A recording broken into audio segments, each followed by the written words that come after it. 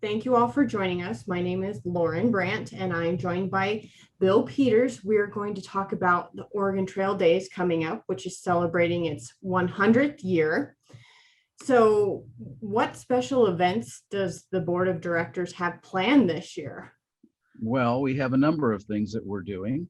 We're actually having a, a big time celebration this year. We had a very small one last year because of COVID requirements. Right. And we are having very traditional things that we've done um, so often. We are having a carnival. Okay. We are having the Vera Delaney Memorial Art Show and Sale. We are having the chili cook-off on Saturday. We're having the Hebert family event on Sunday evening, and that'll be in Legion Park. We are having the Rod and Custom Car Show on Friday evening in front of the courthouse in Gering. And we're having the International Food Fair from 5 o'clock to 9 o'clock on Friday evening as well. And that'll be starting with the street that is bordered on by the Union Bar, going all the way down to the new Mexican food restaurant, Chico's. Is it Chico's? Chili's? No, it's not Chili's. Anyway, the new Mexican restaurant that used to be in the Pizza Hut building on the west side of the of 10th Street. Um, there will be a lot of other things going on. The uh, quilt show will be held under the metal roofing where the Gering Farmers Market is at the Gering City Plaza. And that's a new location, but it is a traditional activity that is so well attended. Why did that one move to that new location this year? I can't answer that question. There have been remodelings and things like that that have made it more difficult to have some of the things in that and their more traditional locations, which is one of the local churches. Okay. Okay. Yeah. And I know one of the big events is the parade that Yes, everybody goes down the main street in Gearing. What should the public know about this year's parade? this year's parade will have a couple of interesting things. There will be music. Okay. There will be a marching band or two. There will be a big special thing. We're going to have right around 60 longhorn cattle Wow. Okay. uh, being led down the street or directed down the street, and people can marvel at these giant animals with giant horns. Yeah. And these cattle are pros. They're in the business of being a display um, uh, participants. They perform in Greeley, Colorado, and in Oklahoma. They're coming from Oklahoma actually, Okay. and we've had them here a couple times before, but it's a pretty big deal to get them here, and we're looking forward to that. It's going to be fun. Yeah. I always love seeing the Longhorns come down. All the kids always love it too. So, with COVID impacting last year's event, are there any changes that the board has to, I guess, prepare for this year? No, actually, the governor has lifted the directed health measures, which made it difficult to have a parade last year. In fact, we couldn't have a parade last year because we were restricted by the directed health measures that didn't allow us to have people gather for a parade, and so it was necessary to do some parts of Oregon Trail Days last year, but not the traditional full events that we've always done so well in the past, and that has drawn a lot of people. Right, definitely. So with this year's event coming up, can people still register for the parade, or is there a deadline for that? No, that's one thing about Oregon Trail Days. It is really kind of directed by the people who want to participate. Registration and parade lineup begins at the Gehring High School parking lot, beginning at 8 a.m. on Saturday morning. Okay. And there'll be a form they have to fill out with name and organization and that sort of thing. There's no fee. Okay. Bring your float, and we have personnel there to line you up Okay. and get ready to go. Parade starts at 10 a.m. Okay. And you'll have convertibles with local mayors and council people.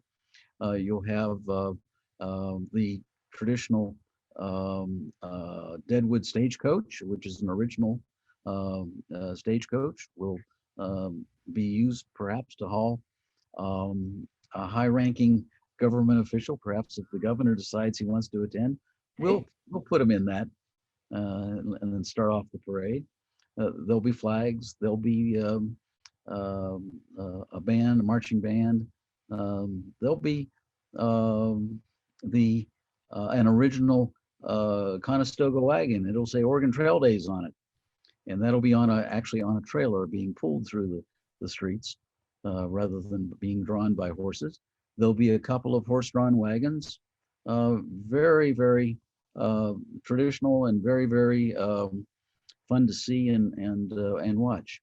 We have always been concerned that we have the safest possible parade by asking that people not rush out into the street while the parade is going on.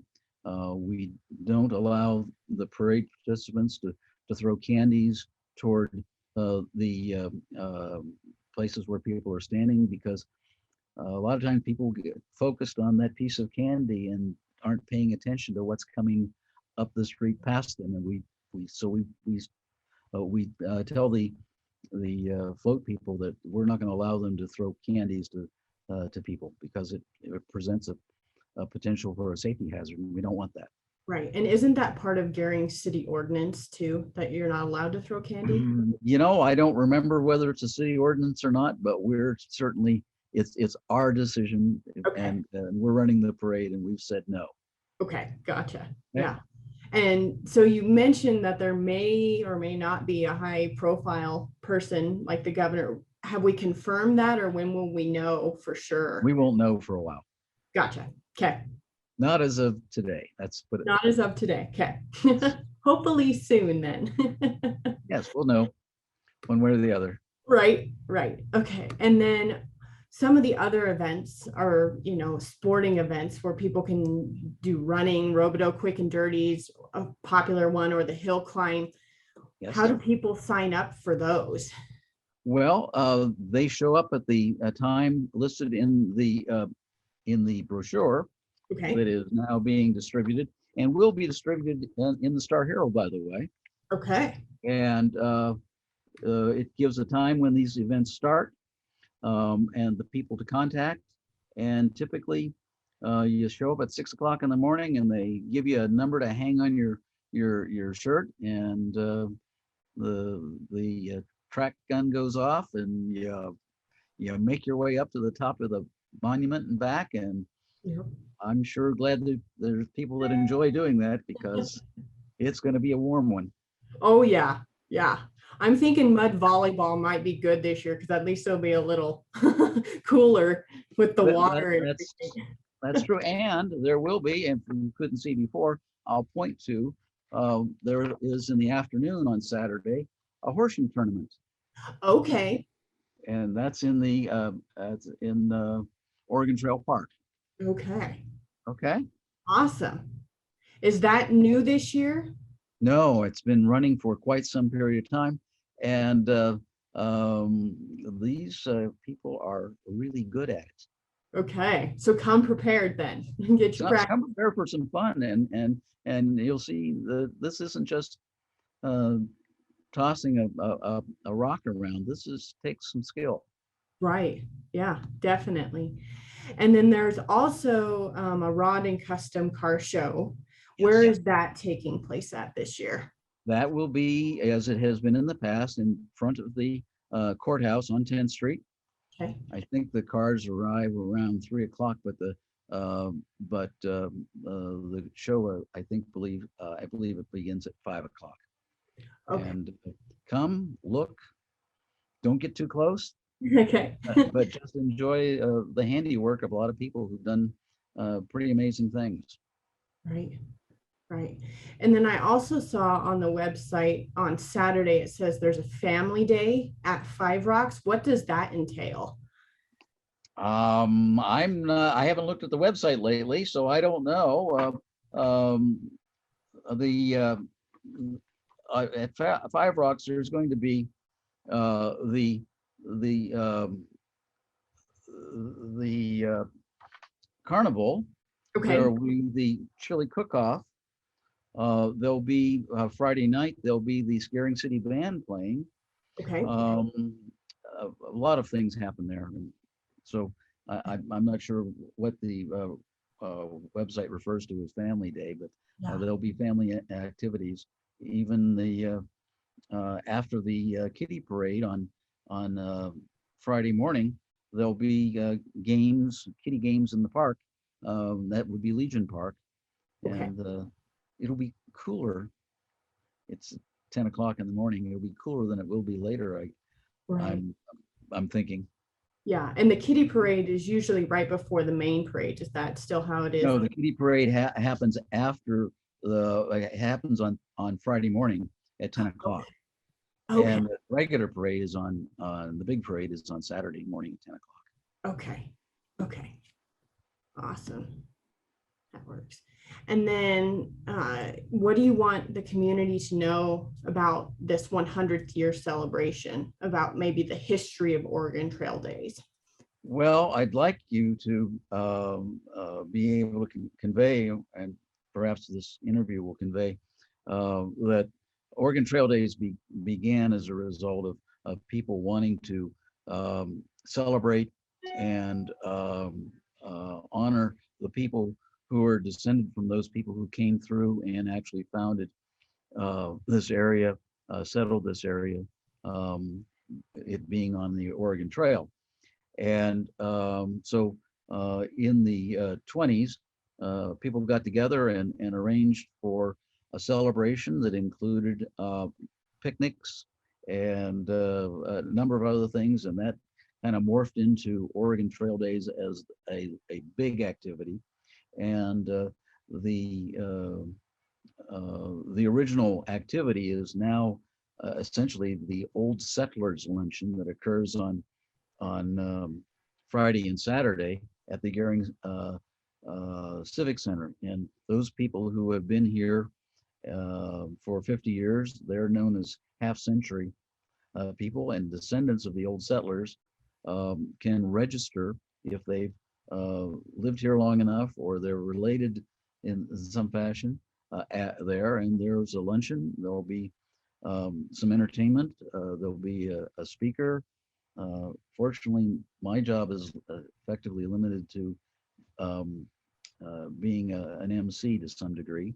Okay. But there'll be some words of thanks for people for coming and attending, and it's held indoors. Um, if you're a member of the Half Century Club, you're probably not looking to stand outside in 100-degree temperatures. So Right. being inside the Civic Center is a great place for it. Gotcha. And as a half century family, do you get a special recognition or anything at all? You're listed, you're registered, you're listed, and it's kept in the archives that go back all the way to the beginning. Okay. Interesting. Do you know how many of those families we have in the area? Well, I will tell you this, the best way I can describe it is the main area of the Civic Center with all the partitions folded away is pretty full. There's a lot of folks that show up. And yeah, for example, one of the members of the half century officers is the vice president. Um, the Alice Weinman family. So there's descendants and grandchildren and things like that. So there, people do show up, and it's a time for camaraderie and catching up, and there's not a lot of pomp and circumstance, but there is a lot of opportunity for people to renew their friendships with people they haven't seen for at least a year anyway. Okay. Yeah, that sounds good. And then is there anything else that you want people to know about this year's event?